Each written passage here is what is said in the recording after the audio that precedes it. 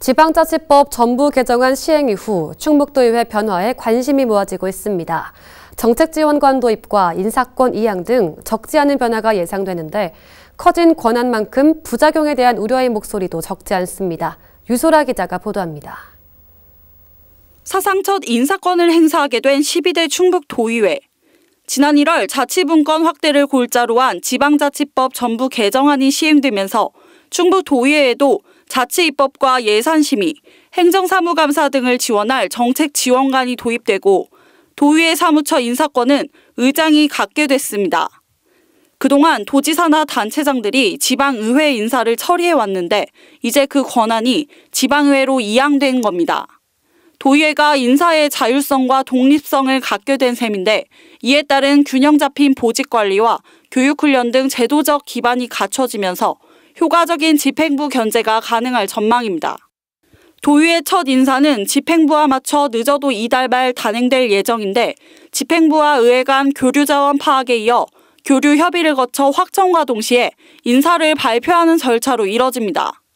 충북도의회의 경우 모두 16명의 정책 지원관을 둘 수 있는데 이는 의원 정수의 2분의 1 이내 채용 기준에 따른 겁니다.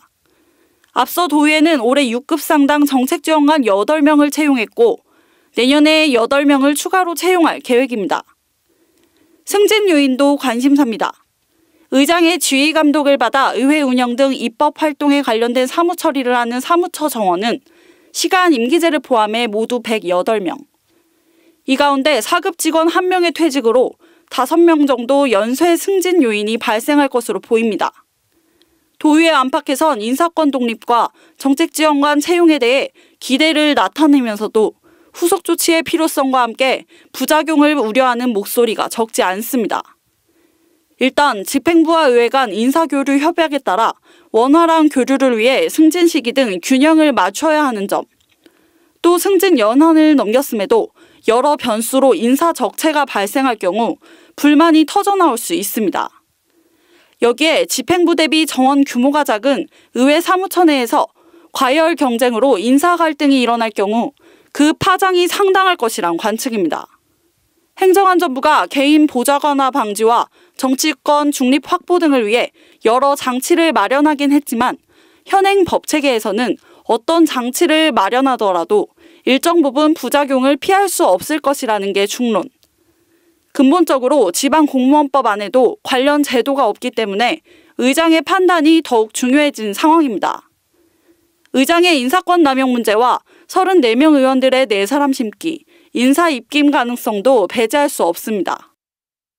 공직자 인사는 물론 연공 서열도 굉장히 중요하고 여러 가지 근평 문제라든가 굉장히 복잡한 과정 속에 이루어지는 거기 때문에 가장 합리적인 안, 이걸 통해서 모든 인사 대상자를 만족시킬 수는 없겠지만 최선의 대안을 마련해서 그래 대다수 공직자들 또 언론에서 이 수긍 가능한 그런 인사를 하는 것이 타당하다.